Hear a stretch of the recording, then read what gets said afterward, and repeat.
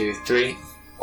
Hello and welcome to Technosocial. So today we're here with Ali from Rebel Wisdom. We're actually at Rebel Wisdom HQ at the moment, hence the fancy art in the background. It's very wicked. So cheers for coming on. You guys are a big influence on us, really. We're really interested in the stuff you're doing. But one thing that I have struggled to explain to people about Rebel Wisdom when they ask what this thing is what is it? So that's where I want to start. What is Rebel Wisdom? Join the club, man. We are really basically I'd say we're a media platform. Maybe you could say an alternative media platform, in that it's alternative to the mainstream media, and we also run events and we also run retreats. So we do a few things, but I think everything we're doing is about interviewing rebellious thinkers, coming out with and kind of exploring where the rebellious ideas in the culture, but a very specific type of rebellious idea. It's got to have wisdom in it, and I think wisdom is. I heard John Vervaeke, who's a cognitive scientist, doing a really interesting series at the moment. He described wisdom in part as being able to see through illusion, being able to see through kind of a closed framework, and so I think that's a really important thing. I think we're trying ourselves, and then hopefully with the audience as well, trying to help people make sense of the world, make sense of a really fragmented, changing world where the old institutions that we used to use to make sense of the world aren't really fit for purpose anymore. Everything is quickly becoming decentralized, and that requires a whole new way, maybe to put it really, really big frame, a whole new way of being a human being in a lot of ways, and a whole new set of skills. So we're on a journey of exploration and inquiry as well into what is needed in order to, let's say, shift to a better, or let's say more sustainable paradigm for the way we perceive the world, the way we connect with each other, the way we run society. We're not trying to change the world, but I suppose we're trying to, I guess the whole thing, like any kind of journalistic or even artistic project, is about finding truth to some degree and trying to see how can we find the most true thing at the moment.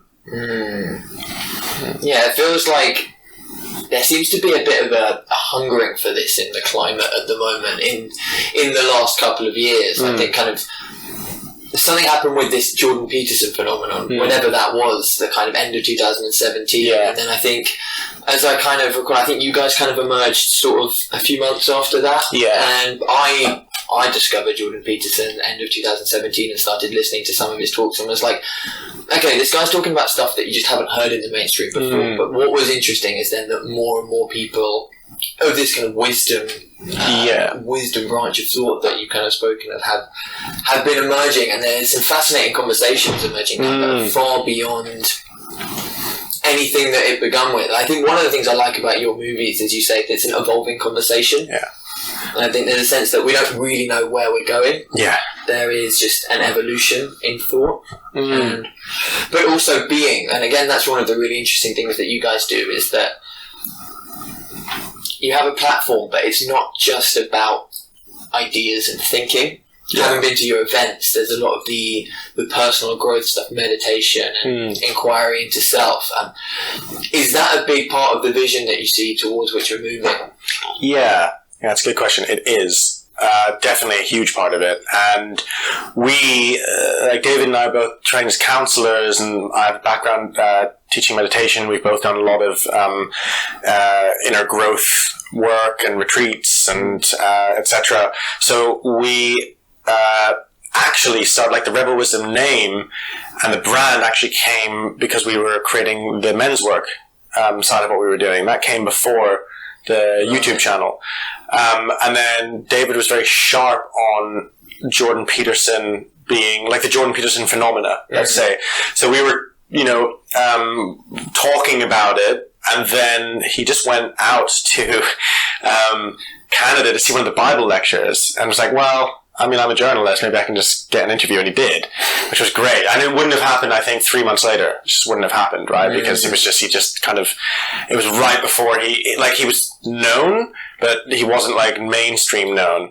So then the media side, the first thing we put out was Truth in Time of Chaos, and then Glitch in the Matrix. And so there was the Jordan Peterson phenomena, was certainly not just about Jordan Peterson, right? It was about something much bigger, as I think you're talking about. And part of what was so interesting for me was that he was bringing out the inner growth stuff and Jungian psychology and the mythic substrate of the human psyche. But above all, I think the most important thing he was bringing out was the idea of some higher order purpose and meaning that binds everything together. I think that is the thing that is ultimately the most important, and the thing that's missing and driving us all a little bit insane. It's like Nietzsche talked about the death of God. It's very much that. I think we're living through what happens when you have a God-shaped hole in the culture. And the challenge is how to fill that hole with an authentic, transcendent way of being that doesn't fall into all the traps of like the gurus and the cults and all the bullshit that kind of came out in the 60s. Not really sure anyone has a solution to that. My solution is to focus on the individual, which is also, is I think one of the strongest bits of Jordan Peterson's message as well, and one probably get flack for with like activist friends I have who are very much thinking on like the systems level. And it's like, no, like don't focus on the person. It's like, but there is just like there are systems certainly, and systems behave differently. But I think what we are looking at is a time where we all have to level up in ourselves in many different ways. And in order to level up, you've got to do the work, and there's no shortcut to that. There's a lot of kind of Silicon Valley people who are kind of like hacking states and putting on like meditation helmets and stuff. And it's, for me, it's all just another form of narcissism. And like, there is no substitute to hard graft. Anytime, any skill you develop is hard graft and some element of suffering, some element of sacrifice, because those things are the things that make you more human, I think, and what I want to say, like better human, but like certainly more present in the world and more humble and more connected. So I think like it's not often a message people want to hear that like we all have to really work hard on ourselves almost constantly. Because I think that is what it takes. It's like constant mindfulness of, what Jordan Greenhalgh calls sovereignty, our ability to kind of have agency in the world and be able to take ownership of our own responses. Can't take ownership necessarily of how we feel. We feel how we feel, but we can always decide how we respond in relation to whatever's happening. And that doesn't happen without a conscious decision and attitude of wanting to do that. For example, where it really applies is if we're having a difficult conversation about something you and I really disagree about, and I feel myself getting activated and agitated, and I want to just like prove you wrong. I want to kind of win the argument. That's a really natural response. But there's some sense of what I mean by leveling up is like being able to take that step back and saying, okay, well, I might be wrong. I might be like, I'm feeling like I can't even think straight if I'm really feeling like charged up. I had this in Wilderness Festival last year, which was, it was last year, Wilderness, and we did a men's workshop and we did a mixed workshop. And after the men's workshop, this guy, he really enjoyed it, and he said, "Oh, you got to tell my friend. You're doing a mixed workshop tomorrow. You got to tell my friend about it." And then this woman came over, and I don't know whether he knew this would happen, but she's like launched into me. I've never met her before, like just totally agitated, like, "You guys are promoting rape culture. Is this? Is that?" Like a million miles a minute, like just really vicious. And I can remember like feeling like that was what I was thinking of when I think of sovereignty. Is like I was so close to snapping, but that would have really not helped. And as agitated as she was, she surely has a reason for her model of reality. I think she's completely wrong, and I know she's wrong, especially about us promoting rape culture. So it's in many ways the absolute opposite. But that's where I always think like those conversations or when the leveling up becomes really important. And so I was able to kind of stay non-reactive, even though I felt really pissed off. Like I could feel like my face was flushed. I was like, and breathing, and able to kind of get to a mutual kind of truce of, we're not doing what you think we're doing, and I hear you, but also I'm going to push back on certain things. I kind of enjoy that kind of conversation as well, because it feels like a real challenge, and it feels like that's the kind of conversations we need to be able to have. And I think in order to do that, we need to have a certain attitude towards each other. Wow, yeah, and I think like that's really actually a big issue throughout really all of politics and society nowadays, is that people are have a very hard time like coping with other people having like very differing beliefs to them. And I think that there was a good study that I cannot for the life of me remember what it is, but hopefully I'll go and find it and put it in the description of the video, where they found that, and this is in the USA, so this is, a bit different, but they found that in, like, say, the 60s or the 70s, if you thought one thing about, say, gun laws, you might think something different about healthcare. So you might be totally pro-gun, but then you might want a single-payer healthcare system. Whereas, and that was, like, across everyone sort of had very varying beliefs. Whereas now, if you think one thing about gun laws, you almost certainly think healthcare should be privatized and abortion should be illegal. And then if you think that guns should be restricted, you probably think healthcare should be public and abortion should be legal. And so, like, we've kind of seen a lot of sort of camps of sort of ways of thinking sort of evolve recently that are very unable to engage with one another without just sort of freaking out. And this has really negatively affected sort of political and social discourse recently. Well, I think it's an interesting point, because the first thing you described is what I would think of as politics, where it's it's nuanced and there's different. That's how I think politically. I think I don't probably right of center on a lot of things, but also kind of socially what would be considered very liberal, and so there's both going on. You can and probably should pick and choose, because politics is constantly changing, evolving, and nuanced. Where people don't pick and choose is in religions, and that sounds like a religiosity. We've talked about this on the channel a few times, as a religiosity to political discourse and social discourse as well. Like the social justice, much of the social justice stuff feels very much like a kind of Puritan religion, where there's right thought and there's right speech and there's right, it's very behavioral and very based on value and purity. It's very purity focused. And that kind of attitude taken to politics, I think it means that you can't, for example, if you're a Christian, you can't go, I really like the Psalms, and I really like what Jesus said here. I'm not really into the resurrection.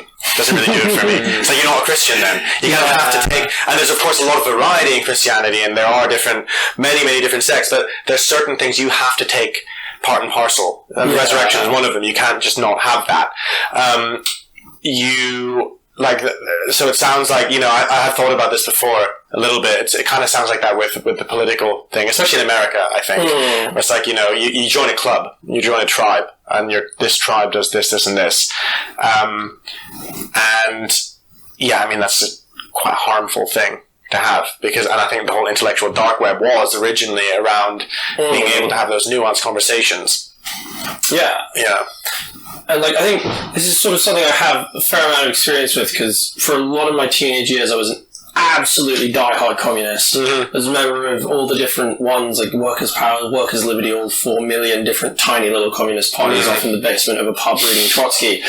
And it is literally like that. At least with, this is kind of the old school, I wish the Soviet Union still existed style communists. And they are all kind of look, Trotsky predicted it here, he wrote it in advance, here's the explanation to everything. There is a bit of a cultishness, sort of religiosity, to it. And I think the funny thing I found was I really liked arguing with, the capitalist swine about communism, because I found that, really fun, because it was I kind of enjoyed the conflict of ideas. And then when I was hanging out with, other communists, where it was Trotsky said this and we all agree, I was kind of this is really boring. Like, I don't feel like I'm learning anything. Like, this is just repeating the same thing over and over. And like, but I think you kind of are getting a similar effect to that, but now across many different political ideologies, not just the sort of radical fringe. That sort of now, if you identify with like, say, liberals, but you say something that's slightly not liberal around your liberal friends, they'll be like, oh, whoa, like,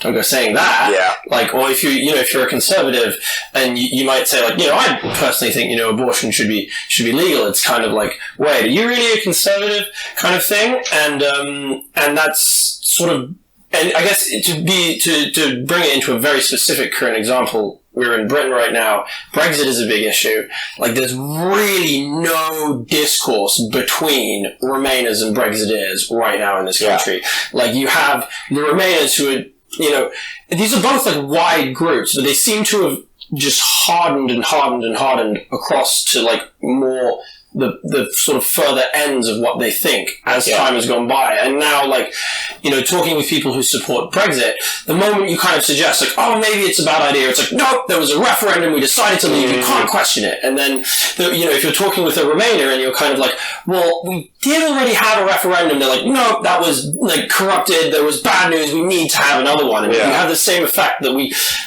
there's just no discourse about how to move forward, and the two political parties that are trying to do something other than sit at one end of the spectrum, i.e. Labour and the Conservatives, are in complete arrears because they aren't on one end of the spectrum, and that's what everyone wants. Yeah. I mean, this kind of polarization is something we've talked about a lot on the channel, and I honestly, I feel the urge in myself to polarize. There's something in the air. I think it's a lot easier to do that, and I think there's a constant inner... Yeah, I feel like I have a constant inner checks and balances, and having to step back and having to meditate and having to breathe and having to challenge my own thoughts to stay in a nuanced position. I don't think anyone stays in a nuanced position and just get like, you just get to sit there and be like, woof, great. It's constant. It's kind of more like sailing a ship and adapting and moving with it, right? And sometimes the bigger the wave, the more effort is required to keep the ship upright. And again, that comes back to that idea of sovereignty, because you need that sovereignty in order to... In fact, the ancient Greeks had... there's a brilliant writer called Peter Kingsley, who we will eventually interview. He just lives in France, so it's always been a little bit hard to get him while he's over here. And he's a little bit... He doesn't do that many interviews.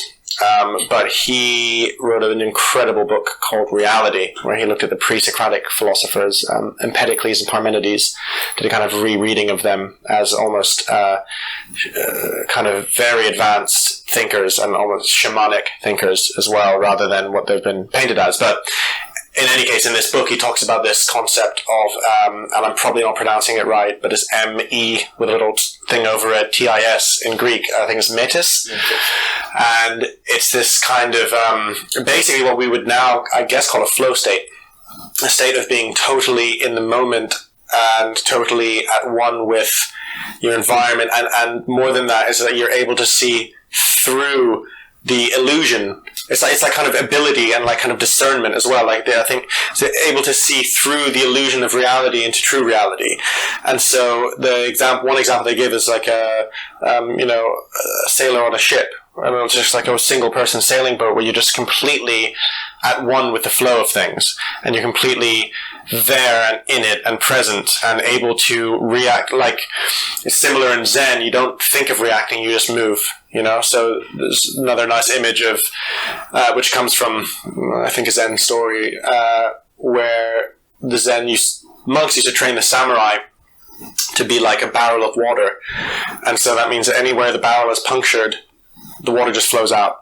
It doesn't hesitate and stop and think about flowing out. So if you can be in that space of total beingness, you are able to respond naturally to whatever comes up. So if you're a samurai standing in a dark clearing and you hear a rustle, you need to like move towards that immediately with your sword. You don't go, what was that? Was that a rustle? I don't know. It's more of like what was it? Maybe a badger? Oh god, maybe it's a ninja. No, it's probably not a ninja. Like, you just can't do that. You've got to be, you're just only in it. And there's a lot of links between. It's a very ancient idea, and I think there's a reason flow is also really big now. Jamie Wheel has written a book about flow. John Vervaeke talks about flow. There's a lot of kind of talk of it. And I think part of that, aside from the fact that flow is like a natural state we all get into and it's incredibly rewarding and enjoyable and it helps us be more creative and it helps us work together in a completely different way. It's a natural part of being human. But I think one reason that has become more popular is that we are in such a storm, if we use the ship metaphor, we're in such a crazy, crazy storm that trying to go against the wind or trying to negotiate with it or trying to do anything like that doesn't really work. And you've got to, as Terence McKenna said, ride the wave. You've got to move with it. And something Jordan Greenhalgh talks about as well. It's like not try and have an answer. Take a step back and be in a space where you can discern a direction maybe. But yeah, I do kind of agree with that. I do feel that there's just even covering the culture wars over the last year or so, it's just fervent and unending, it seems. It's a war. It's a cultural war in the psyche. And in a war, it's chaotic. It's chaotic and unpredictable, and it shifts very quickly. And so the best, I think one good tactic is to stay centered in all of that. Yeah, I feel like you talked about this almost pull to polarize, which I have felt within myself. I mean, something that I was reminded of as you were speaking was once there's something going on with some kind of social justice warriors reacting to something, and I was getting really annoyed by it, and my mate goes, "You're getting triggered. You're just polarizing the other way." And I was like, oh shit, this goes both ways. You can't just kind of be like, okay, they're wrong, I'm right, and sit there in the kind of happy middle ground. Well, no, rather, you have to find the middle ground. Where it's like, I'm not trying to rely on othering anybody or a feeling of resentment or justified superiority. And I feel like, growing up for a long time, I myself kind of bounced from ideology to ideology. I went pretty extreme left when I was a teenager and Dylan and I were hanging out, but then I went pretty extreme right at one point as well, and I was online reading kind of the red pill forums and being like, well, these guys have got the answer, like, men need to just become Superman again and women are kind of like a class that we need to just rule. And I was like, no, that's stupid as well. And it's only recently that it's started to become aware that actually strength comes from within. And actually being able to sit with uncertainty. And I think that is, as I understand it, a root of a lot of the issues we're having at the moment is there's very uncertain times and we're not good at sitting with uncertainty. People have called it the age of anxiety. And in the face of uncertainty and anxiety, it's nice to have something firm to cling on to. Yes. Yeah. Alan Watts has this wonderful image of, which funnily I thought I made up and then realised Alan Watts had said it like way before I was born. And I'd probably heard him say it, but it's really great where you just imagine like you're born like and you're falling down towards the earth. Your lifetime, your 80 years or whatever of life is just a process of falling towards the ground. There's absolutely no way of avoiding that. There's no way that you're not going to hit the ground. But there's all this other stuff falling with you.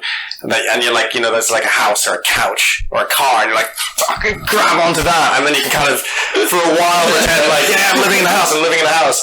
But you're eventually going to hit that. And I think that's a big part of the dynamics as well in the culture is that, yeah, I think you're right. No one likes to sit with uncertainty. I don't like to sit with uncertainty. It's unpleasant. There's a lot of things that are really unpleasant, and something meditation is really, really useful for is being able to sit with, with pain and to switch the dynamic from seeking out pleasure and avoiding pain, which we are programmed to do as animals, to neither seeking out or rejecting either, and just being with both of them.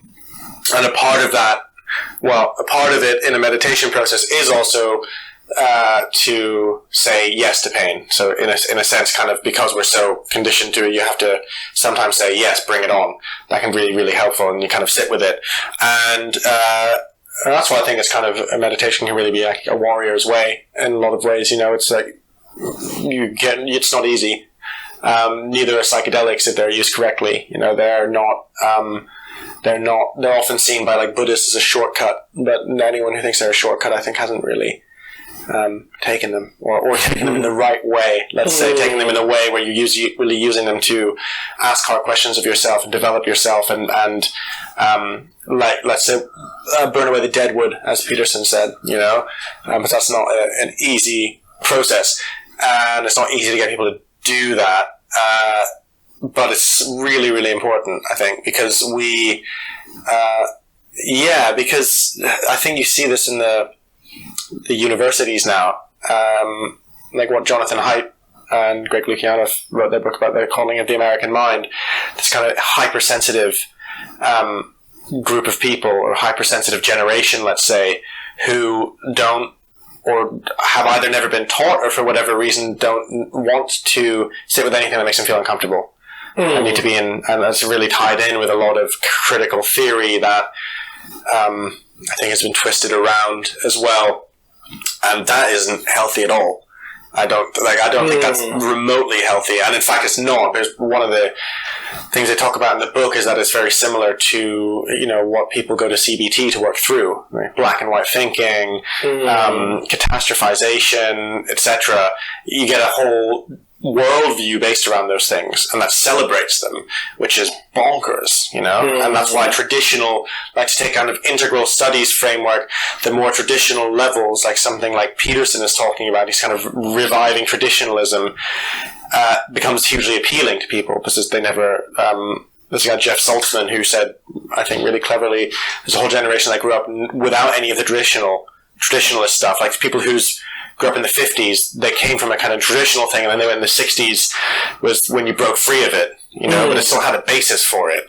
There's some sense now that there's a deep hunger for the good aspects of traditional values, and even the idea of like fixed values and a right and wrong, and very simple. They come from a different level of development, but it's equally necessary. Like every level of development we go through it's a yes and. You don't just get rid of one. So they all build on each other. So you can't have pluralistic, free-flowing, everything is a construct, everything is hyper-relative. You can't have that without the basis of the traditional, tribal kind of substrate. Otherwise, you just have nothing. Nothing has any value. Everything becomes like a Disneyland. It's nihilism, yeah. But also, the things lose substance. Like, there's no meat in anything. There's no darkness. Or like darkness in the sense of like, there's no, what's the best word for it? There's no like aliveness to a lot of things. There's a kind of, and that's what happens when people aren't free to talk as well. And there's no, like, and I haven't been to a university campus in a while, but but my sense is that when you're afraid of what you're going to say, and when you're afraid of anything that might come up, then, or like any kind of, anything you say might be interpreted as you're a racist, you're a bigot, you're transphobic, you are gendering someone you shouldn't be gendering, you're doing this, you're doing that. Everything becomes a little bit numb and grey because you can't really be fully alive. Whereas like art, that's really good art, is like raw, dangerous, alive, juicy, provocative. It challenges and it makes you uncomfortable. But we don't have, like, when you take that away, then you enter this kind of sickly Disneyland creche, like a nursery of some sort, like where no one's allowed to grow up, I think. Yeah. Have you read a book, Nervous States? No. You should absolutely read it. I think you would love it. Who's it by? I cannot remember. I'll put the name in the description. Yeah. I've got a copy of it at home. And he has a good chapter where he talks about exactly this, but slightly from a medical perspective, which is that, like, in the last sort of couple of decades, medicine has become a big part of medicine has become painkillers, has become just getting rid of pain, has become sort of just returning people to a comfortable state. Yeah. Sort of in a way that isn't necessarily much to do with, like, what is actually wrong with them. It's just like, okay, well, we can get rid of your pain. And, an obvious sort of consequence of this might be the opioid epidemic in the United States. But sort of this, like, move in medicine is actually a recent thing. But if you look historically especially at sort of much older forms of medicine, pain was viewed as kind of good. Like, the pain lets you know what's wrong. The pain is actually something that allows you to fix like a deeper issue. And sort of there's a quite dark analogy in our sort of recent culture that has decided that that one of the most important things is just getting rid of the pain without looking at the deeper issue. And that attitude in medicine, I think, actually it is not just in medicine. It's in like our culture now as well. And you kind of described it really well, which is that sort of we're kind of just looking for comfort now culturally. Yeah. We're just looking for like, I can sit here in my box with all of this stuff that I'm cool with, and everything outside of the box is bad and evil, and just like keep it away. And this attitude is not conducive to making a positive change in the world, I don't think, because I think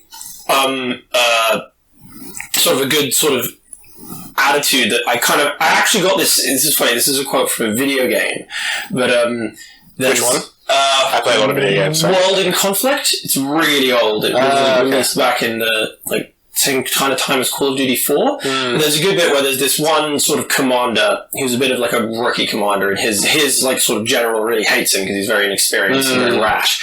And he's like, at one point he's shouting like, "Yes, like kill them!" And the commander goes like, "Shut up, like you need to start respecting your enemy." And it's like, why should we like respect the Soviets? They're animals. And he just says like, if you don't respect your enemy, you'll never understand them. And if you never understand them, you're never going to defeat them. So in a way, like even if someone makes you really uncomfortable, even if someone says all this really horrible stuff that you think is really wrong, you have to respect them. Because even if you hate them, you're never going to actually defeat them. You're never, if you don't like respect their point of view and engage with it as something that someone who has a brain that functions has ended up thinking for reasons that are valid, at least to them. And this is something that we really, I don't see people doing nowadays. Yeah, I think it's a really good point. It reminds me a bit of Ender's Game. I don't know if you've read Ender's Game. I've seen the movie. The book is really, really... The movie I thought wasn't actually that bad. It got a lot of flack, but I thought it was decent. I wasn't so keen. I was like, maybe I was just so happy to see an Ender's Game movie at last. But the book is way better, obviously, as always. But that's a big theme in the book as well, is like really loving your enemy for a similar reason. It's a very tactical book. It's very strategy focused, but that, I mean, there's another reason as well, which is that they're a human being, right? And every aspect of them that we hate is an aspect of ourselves that we haven't integrated. That's what the shadow work, we talked so much about shadow work. You guys were at the Doshin talk. I was at the Doshin talk. Maybe let's just expand on that a little bit. The shadow, for anyone who's not familiar with it, is a concept from Jungian psychology. It's all the parts of ourselves that we reject and cut off and say, that's not me. So it could be anything. Often it might be, say, anger, or rage, or jealousy, or could also be a positive thing. It could be vulnerability. It's like, I know I'm hard as nails. I can't, look at those weak, disgusting people over there sharing their feelings. Or it could be the opposite. It's, I'm really soft and I'm really gentle, and look at those horrible, tough people over there being animalistic, etc. So when we cut off an aspect of ourselves, we kind of push it into our basement, and it doesn't go away though. So it gets projected out into the world around us, and so we start seeing angry people everywhere we look. Why is everyone so angry at me? You start projecting it outwards, and you start also, when you see that quality in someone, you have this disgust response, like, oh God, because it's the most awful thing. You're trying to get away from it. And the way to integrate the shadow, well, let's say why integrate the shadow, right? Part of the reason is that it's like when we bring it in as a natural part of ourselves, when we say, go from a space of saying I'm never angry to anger is an aspect of me and is a healthy aspect, and if used correctly, it could save my life one day, or it can help me assert my boundaries, and I won't get walked all over, and I'll be, healthier in myself. So that process of it, integral studies call it a 3-2-1 process. So first is an it, it's a 3, and that's a third person. It's like, that's not me, it's out there. Number 2 is engaging with it. Kind of what you're just talking about, around you've got to engage with the thing you hate. And then by engaging with it, it gets you closer to the one, which is the first person, which is you see the world through its eyes. And I've had my most powerful inner experiences have been shadow work, where, and that seeing through its eyes is a super powerful process of like, almost like feels like you're inhabiting, for me, it feels like I'm inhabiting a subpersonality and literally seeing the world a bit differently, having a different response to the world. And then it becomes a part of me. You never stop being you. It's just you have more of you and you have it's almost like you have a new quality of yourself. And, Jordan Peterson calls it, it's kind of like having teeth. You have some, or another good metaphor is like a martial artist. You have some kind of agency and control over this like energy inside yourself. Otherwise it comes out sideways on everyone. You might be passive aggressive, you might say something snippy, you might give someone a compliment that's actually a big fuck you wrapped around in it. It's just like it's all coming out passive like and not aware of it. And it also is a huge aspect. I mean, some people would say it is what's going on right now in culture, is that everyone is seeing their shadow in everyone else. Trump is a perfect example. If like every baby boomer I know, and I'm not a big fan of Trump myself, but I just find the phenomena really interesting. Like every baby boomer I know, everyone who grew up in the 50s and kind of early 60s, without fail, absolutely hates Trump. Partly because of their political stuff, but I think it's a deeper thing going on, is that Trump is kind of the shadow of the 50s in some way. He's like a man from the 50s in a way. There was everything they were trying to get away from in the 60s, everything they hated, everything they were protesting against, the authoritarianism, the ignorance, all of that, that they don't see in themselves. That they think they're the good guys. And no one is really the good guy. No one's a good guy, no one's a bad guy. But this is a thing that Carl Jung said this. It's like no one's as good a person as they think they are. Nobody. That's a really key quite a liberating thing. Oh, you think great. about it. Yeah. It doesn't sound like it. That's why a lot of actors and actresses love playing the villain. It's so much fun. It's the most fun role to play because we all want to play the villain in some way. Look at one of the most biggest shows of all time is Breaking Bad. It's an incredible show, but also just the whole concept of that. There's a lot of shows like that out now of normal people getting into crime. No, it's like and it always has been. It's like, and true crime is a huge genre because we all see some potentiality in ourselves to be that person, and we want to explore it in a safe way. We can explore it through fiction in a safe way. We can give a little bit of space for our shadow to breathe. Normally, alcohol is the way people get their shadow out. Jekyll and Hyde is a metaphor for alcoholism, but that's one of the most striking examples of the shadow in literature. You have this upstanding doctor, and then you this brutish, hardcore, violent, uncivilized man who comes out of him, and they couldn't be further apart. But they have to kind of come into this integration together in order to survive. It's like the more pushed away your shadow is, the more alien it seems to you. And so with the whole, I often think about this with the people who are heavily involved in activism and social justice and that particular worldview, is that it might serve them to consider that maybe they're as racist, bigoted, aggressive, authoritarian as the people they hate, because everyone else can see it. And it just seems very, and it's just often that we can't see our shadows. It's a thing. You can't see it's your shadow. It's like your blind spot. So there's it needs to be approached with compassion as well, because we all have shadows, and you're just never done with your shadows. I had my early 20s integrated a big shadow around kind of aggression and sadism and that whole energy. But then it's like, then the other shadow is like softness and vulnerability. It's okay, integrate that. And there's another shadow. It's an ongoing process. You never transcend it. You never get that. But when it's really bad and it's affecting the people around you, that's when I think you need to take the reflection from the outside and do that. But I'm not sure there is much reflection going on in that regard in activist communities that I'm aware of. I could be wrong, but I don't see a lot of, hey, maybe we need to take a hard look at ourselves, which would have been a really good thing for progressives to do after Trump and Brexit. That's part of this, what we started talking about on the channel was a big thing. Of, Ken Wilber wrote this incredible piece that was really influential on David and my conversations.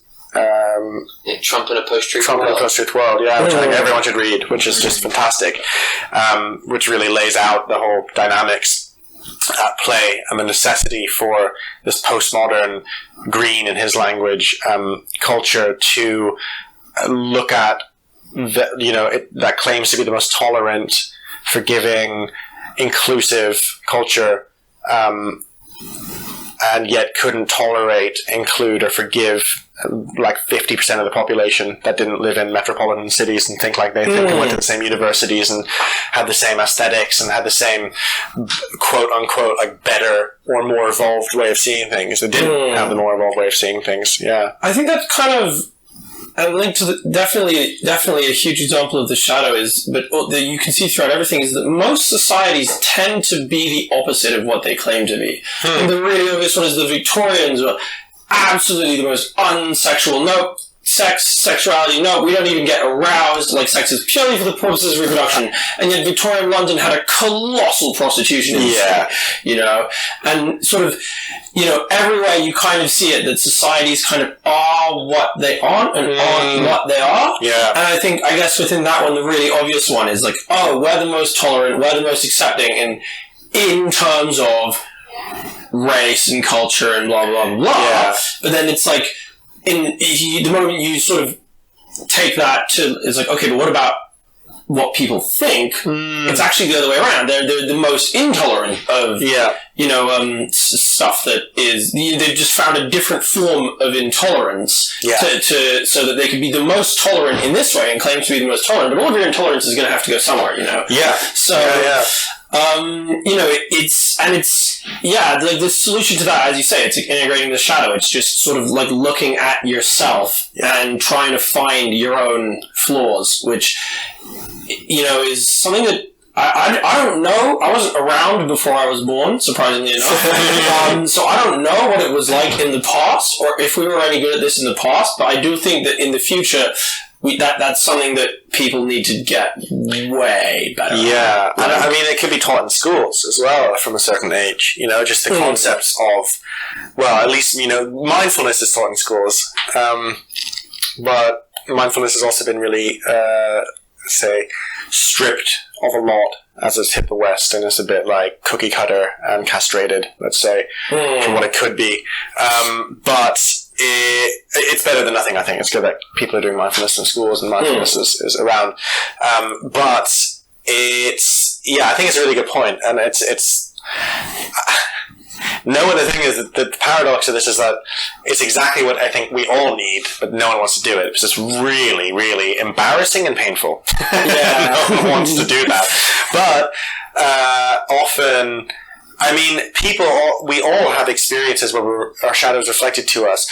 Most often when we, from our intimate partners, or if you have a breakup or something, then you're going to hear all the shit that people say about you, It's a really good process. I've learned a lot through processes like that, where you get a bubble burst. And it's like, oh, maybe I'm not that great. That's a really, and I have that often in psychedelic experiences as well. Not recently, but that probably just means a really big one's coming.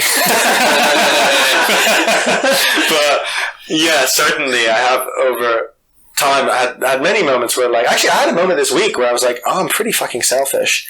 I just kind of had a realization of thinking justifying my own focus on myself a lot in this one particular situation, and then realized I was just being kind of a selfish dick, actually. And it's and there is a certain quality to it for me when I really come to some realization like that, that it just feels very true, and there's kind of something relaxes, and something just becomes a lot more I can't deny that. And it's safer in my own head than have to say it with someone else, but it's very powerful to do it in a group. This is part of what we do in the men's retreats as well. It's really powerful to have that very supportive environment in which we can really go to those dark places with one another, and because we have all got them, and probably we all have really similar ones too, so that's that is really key, and it's not as nearly as difficult as it seems once you start doing it, because I often have the feeling like whatever thing I have in myself, or whatever weird neurosis, is just mine and no one else on the planet shares it.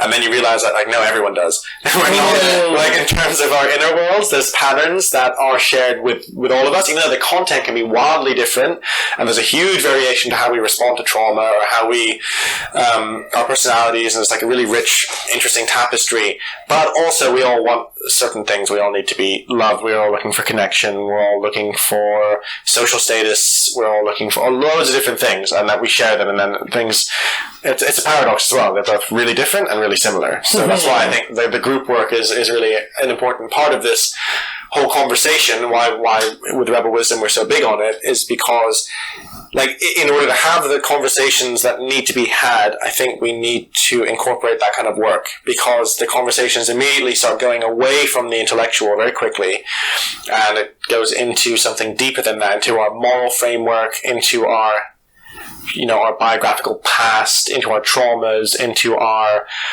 you know, our perceptions. And even there's been some interesting studies around, and Jonathan Haidt also has talked about this quite a lot, but around how influenced our politics are by our just temperament, and like how we score in the big 5 personality traits. Like, I know that I'm more right-leaning because of my personality traits. Like, I just know. I just know. I can map. Why do I think people should be more independent and not have government support? Why do I think authority is inherently evil and can't be trusted, etc., etc.? All of these things, I could apply them to the way I approach myself in my own life and in my relationships. You know, it's just way too similar to be coincidental. You know, and I think that's probably true very often. There's one intellectual level where it's like, yeah, okay, this would be a good policy, this, I believe this, but it's much more values-based. And actually, The Righteous Mind, Jonathan Haidt is really good on that, just kind of, I think, pretty definitively shows that. So if that is the case, and our political beliefs are so influenced by our temperament, and like, say, like openness, agreeability, whatever, other personality traits, then it's not the right level to be talking at, I think, because you're not going to convince someone. He uses the elephant, this metaphor of the elephant and the rider. So your unconscious being the elephant, and the conscious mind being the person riding the elephant. And like, the person is not really in charge of the elephant. The person takes the cues from the elephant, goes in whatever direction the elephant's going in, and then makes an argument to support that. So. Well, I guess, it makes me think of something that used to confuse me when I was growing up, because being around people and families who were like, I could never ever vote Tory. Tories, even being around social circumstances as well, where it's like anathema to mention any of that shit. And I would be like, how is it possible that half of the population of our country are evil? And that half of them vote for this thing? Is it that just like half of everybody is a complete idiot? And that never really stuck with me, but it just took me so long to actually work out that, kind of as you said, I think politics is a reflection of people's values and personalities. People's values and personalities are different. I feel like that is a hard idea to grasp in a culture that a lot of people seem to be interested in, this sort of like tabula rasa, blank slate idea of human psyches and human personalities, that anything kind of can be anything, and anything goes. So there is one true way of doing things, and that's the right way. And you either have it or you don't. And we know pretty conclusively, from what I understand from biology, that we're not blank slates. We are. I think Brett Weinstein said it really well. He said, we're the blankest slates out there. You know? And we know a lot that neuroplasticity plays a huge role, and you're not kind of like, it's not all nature. It's still nature nurture, but we're certainly, it's not just all nurture. We are definitely, but that's a political idea, because it fits in with social constructivism. It's like, if we're all nurture, then the whole social constructivism thing makes sense. Which is why you see people I always laugh at this. People trying to raise their babies genderless, and then like the little girl wants to play with dolls, the little boy wants to play with cars, and they're like, "Oh, they must have picked it up from the outside somewhere, like it's some disease." It's like, no, it's because of gender differences, you know. And there's a kind of fluidity to that, where it's like, you don't want to force a child into a certain role. It's like they should be an authentic individual who finds their own unique expression of whatever it is for them to be their gender. But the kind of extreme of it I just find it funny because I just imagine them sitting there like sealing the windows, like, don't watch that TV. No, it's been gendered. No. It's like you can't. They've even done in utero. There was a study recently, I can't remember, but showing significant in utero differences between men and women. And Ian McGilchrist was just at a thing he was doing, a seminar, and he was saying like, even with the left brain and the right brain, the presence of testosterone is what. It makes the right brain slightly larger in men, I think he said, like, or asymmetrical. And it, like, there are significant biological differences that just can't be ignored. That social constructivism tries to just completely ignore, which is the weirdest thing about, for me, the weirdest thing about these culture wars is it's just like a blind ignorance and has no true academia around it. It's like a religion in academia, because real academia should be around finding the truth. It's like, oh, well, this isn't true. Okay, because there's too much attachment around it. Academics are too attached to their ideas.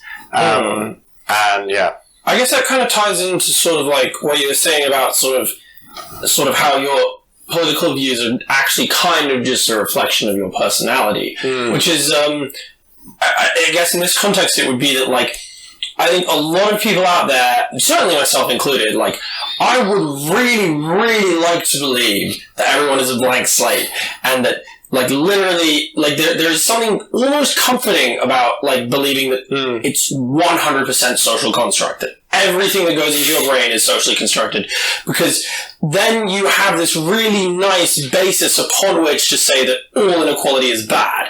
And if you're someone who doesn't like inequality because of your personality, which I certainly am, like, that's really nice and simple. You know, it really just breaks everything down to this nice little principle that you can just believe, and it's very unassailable. Yeah. And so then that's why kind of the moment that someone goes like, but what about these biological differences? Then it's not just that kind of like, you know, saying that, maybe you're like, might be wrong about the whole blank slate thing. It's like, everything you've built on top of that whole blank slate thing is about to come crashing down. Yeah. You know? And like, if you had maybe found some other foundations as well, then you would be able to deal with someone knocking this over and be like, okay, you know, I will admit the possibility of being wrong about that. It doesn't have to, you know, annihilate my worldview. It's just when you build too much upon the one foundation, because that's a really nice, really easy, really simple foundation to build all this great, lovely, inclusive stuff onto. That you kind of get the problem, and in a way, I guess you could say it's like a lack of nuance. Yeah, absolutely, and I think it's totally true. We all like really easy ideas. I used to be like super libertarian, and that was a really nice, simple worldview to have for a while. But then I think there's a cognitive dissonance that develops, where as in enough things come to contradict the worldview that are glaringly obvious, and I, for one, always found it tortuous to have cognitive dissonance against my worldview.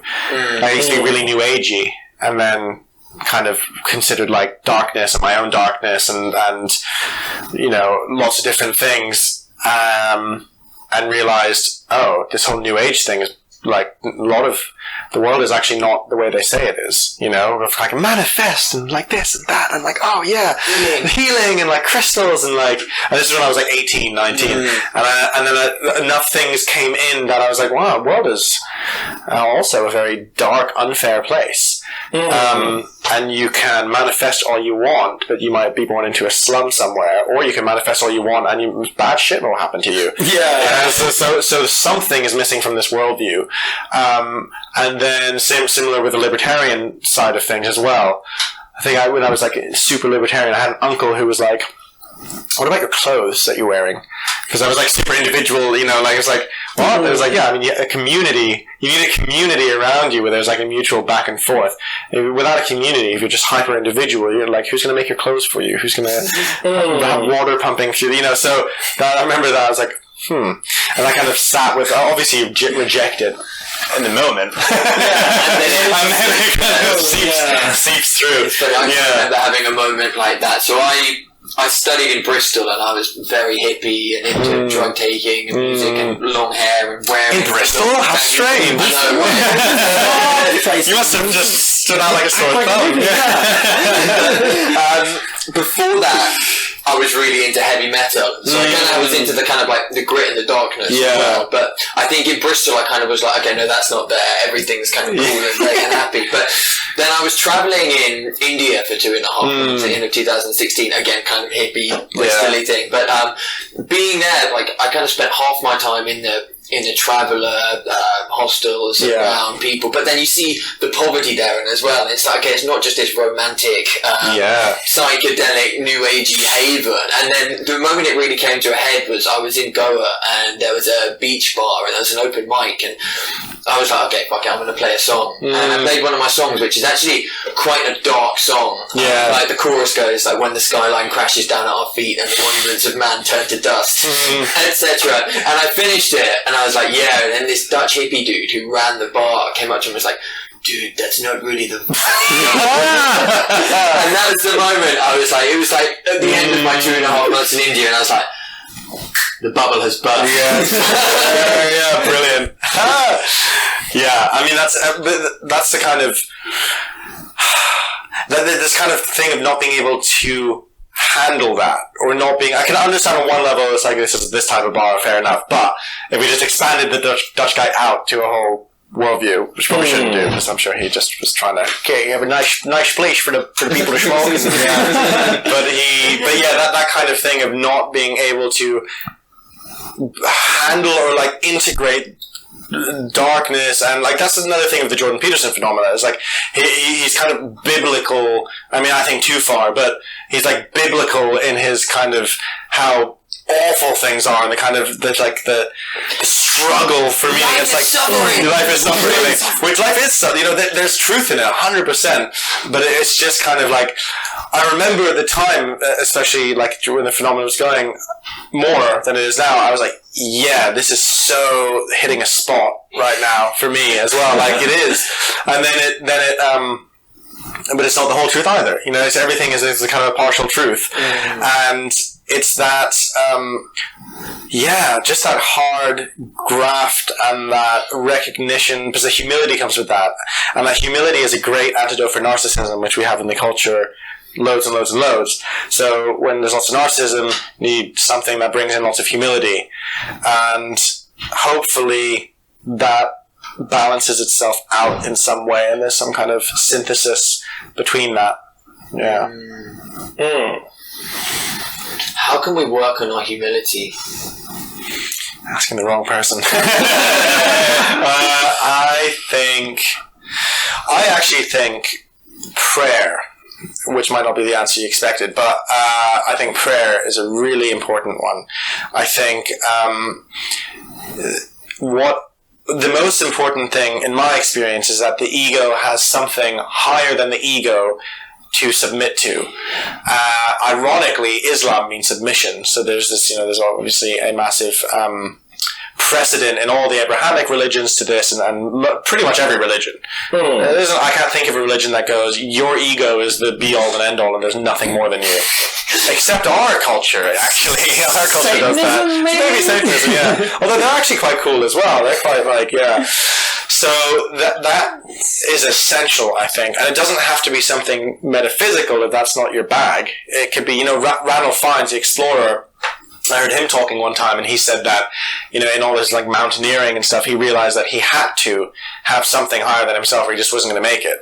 Like, he had to have something to appeal to. So for him, it was the legacy of his father and grandfather, who were both like hardcore, I think, explorers, or like, been each in 2 wars, and were just, the legacy of that, not letting them down. That is powerful enough. But that, again, that is a higher thing than him. It's higher than both of them as well. It's your ancestry. It's your, for many cultures around the world has been the thing, is your ancestors.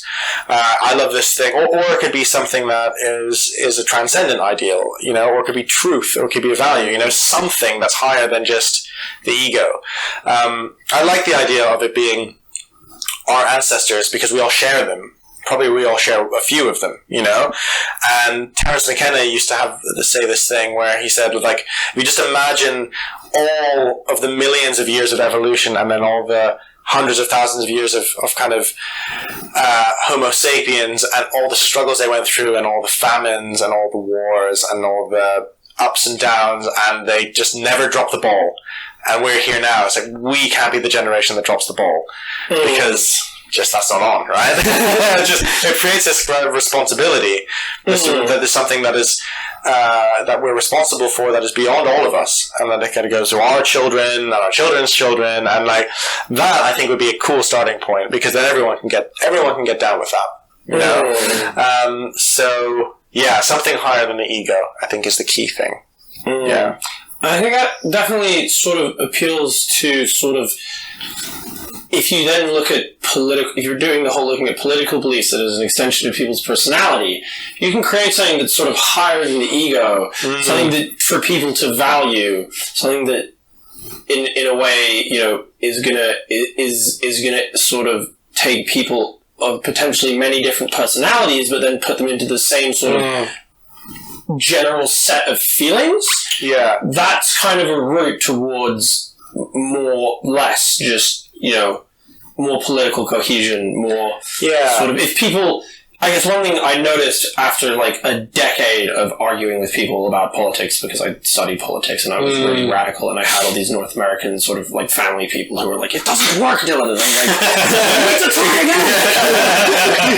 The one thing I did realize is that actually, if you put forward your political beliefs not as like, look at the logic, look at how perfectly it fits together, look at why I believe it, instead you kind of like work out, well, what is it that you like? How do I sell what I'm promoting as making the world into a place that you're going to like based on your values? Definitely. You know, and then I think if we can actually get people to sort of get on board with I mean, you know, it's hard to not be too sort of deconstructionist and sort of try and go really, really low into the most like, what is the lowest common denominator, but have something that's not the lowest common denominator, but that does get as many people as possible on board with like some kind of higher value. Then I think we would see more ability of people to actually disagree about stuff, but with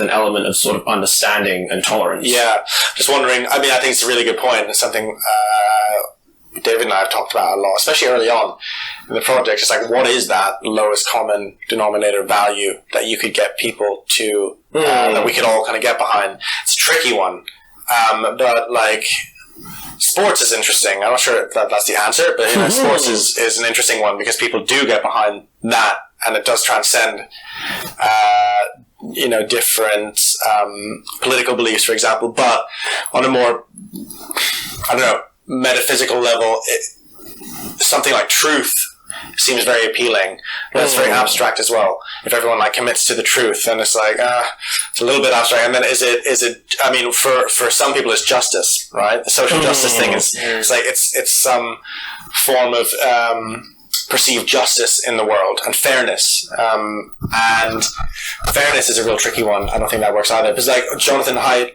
talks about that in The Righteous Mind again, where it's kind of that's one of 5 moral kind of taste buds, if you will, fairness, and but it's very high in liberal or like progressive people, but it's not the only one. There's also sanctity. There's also ones that conservatives have that liberals just don't really rank very highly on. So you one of those values doesn't really work, because then you have different people who are like, and also everyone believes in fairness. Everyone believes in fairness, but have a very different idea of what's fair and what's not fair. You know, like some people think it's fair for the government to help people pull themselves up by the bootstraps. Other people think that's unfair, because then that money's being taken away from other people who worked hard for it, and that's been given. So like, but they all very much believe that their version is fair. Like no one really thinks that, or very few people, I think that their view is wrong and selfish. And just wrong, but they're going to have it anyway.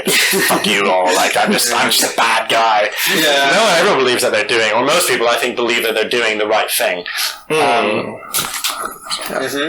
Cool. And I was actually just one sort of quick point that I had actually thought about this as well, in terms of like, what is some kind of value that we can get everyone on board with. And I think sort of in having a lot of political discussions, I realized we do have a sort of lowest common denominator value. It's a really bad one. The lowest common denominator the lowest common denominator value we have is death is bad. Yeah. And if people aren't dying, that's good. But that's I feel like that's like literally just because maybe there's something that inherent that prevents us from not having a lowest denominator value, but it's too low. Yeah. We're just like, just about everyone fears death, or at least doesn't want people around them to die. Yeah. But then you just have such a hard time building anything constructive off of that. Because, like, really, because you can just hook everyone up to life support machines, and then the least number of people are dying, and so that's utopia. And, like, I think we need to sort of find a denominator that's higher, that still gets people on board, but that's higher, that's sort of bigger, that you can build more intuitive things off of. Yeah, I mean, maybe. It's interesting because I don't think death is bad, personally, but I know what you're saying, though, like, in the culture, it's like preventing harm, which is another, like, one of the moral matrices. But it's an interesting point because I think one of the one thing that could really help culture is to embrace death and realize that death is the one certainty. It is a kind of the one certainty you have in your life is that you're going to die. And so no matter how post-truth the world gets, that's always true. And it's actually also a hugely liberating thing because once, a lot of people, like Eckhart Tolle has this phrase, meditation's about learning how to die before you die. And for me, that's what meditation is. It's like, so that it's about letting go. It's about letting go of holding on. And death is the ultimate clinging thing. I mean, we're always going to be clinging to life. The ego is always going to be doing that. But being able to not avoid death and being able to celebrate death and being able to recognize it as this actually incredible gift. Because when you realize you're going to die, then everything, actually it's just, there's a wonderful Zen story around it. So there's a guy and he's in the jungle and he's looking, he's just kind of walking around and he hears this rustle behind him, turns around, there's a huge hungry tiger. So he's like, fuck, starts running. The tiger's like, just like inches away from him, and the jungle ends at this huge cliff, and he just jumps off and he grabs a vine and he's hanging there, and the tiger is just above him and just kind of drooling on him, and he looks down and there's like a big crevasse and there's like 10 more tigers down there. He's like, fuck. And then he looks at the vine starts to fray, and he sees a strawberry growing off the side of the cliff beside him, and he goes, oh, and he like picks it and he closes his eyes and bites into it, and it's like the most incredible strawberry he's ever eaten. That's the state of the story, right? So, wow, yeah. And that is kind of like the Zen approach to death. It's like death is the only thing that makes life meaningful, in my opinion. Without death, that's why I hate transhumanism, and I think they're all cowards, basically. Because they don't want to face death. They want to live forever. Like, why would you want to live forever? I just don't understand it. For me, the only thing that makes it fun to be alive is the fact that it's impermanent, and the fact that this could be the last time I ever have a conversation. This could be the last time I ever kiss my wife. This could be the last time I eat a strawberry. Like, getting into that mindset, and it's not a mindset I would say is easy to be in all the time, but even if it's just for like 10 minutes a day or 2 minutes a day or a second a day, that completely transforms perception, the way we perceive reality. Completely transforms how much things matter, like someone disagreeing with you politically. It's everything becomes more of a game and more of a dance, because the biggest fear is already the biggest elephant in the room has already been named. And so everything after that, everything else is a lesser fear. That's why so many practices practice dying before you die. There's a practice called incubation, which is the Sufis use a lot, which is you just lie in a cave for days on end, and someone comes and brings you like a toilet bowl and some like dates and some water, and you just pretend to be dead in pitch darkness for I don't know however many days, depending. But and it was a way people at their wits' end came and rejuvenated themselves, like a reset. It's like kind of in video game wise, it's kind of almost like you're going to a previous save. It's like woof, and then you kind of reset and you kind of rejuvenate and come out. So we've kind of lost that in our culture a lot. And I think we need it back. It's really hard to sell. Even when I was teaching meditation regularly, I would bring it up sometimes in a class, training people, and just like the shivers, you know. I'd be like, you know, this practice isn't really about relaxation. It's all about preparing to die. People were like, what the fuck? Not what I was told. So probably I could have delivered it in a different way. But it was like, I was kind of like testing the water as well. But it's really hard to get people to, it's really challenging because it's like our ultimate fear. And I mean, I'm not like, I don't want to die, but especially like people, I love dying is a very scary thought as well. But, I think it's always like follow what the energy is. If there's a lot of like tension in that, it's like, okay, well, there's something in this. There's something in this about kind of like looking at it. It's like a lifelong process. It's not like you just like spend a weekend coming to terms with your own mortality and then you're like, ooh, that's dying and play some Xbox. Like it's a lifelong practice, you know, so that, and it's a slow progression, but really joyful one, I think. Yeah. Wow. I mean, Ali, so the final question we ask all our guests is, what's something you think all people, and especially young people, should know about the future? I feel like you've kind of preempted it.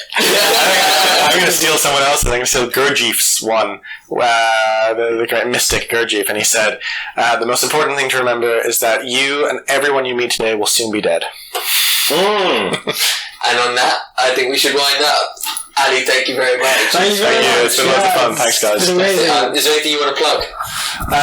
No, just go to watch Rebel Wisdom. Basically, Google YouTube Rebel Wisdom, or we're just Google Rebel Wisdom. We've got a lot of great content out, and lots more coming out very soon. Fantastic. Awesome. Thank you very much. Cheers. See you guys in the next episode.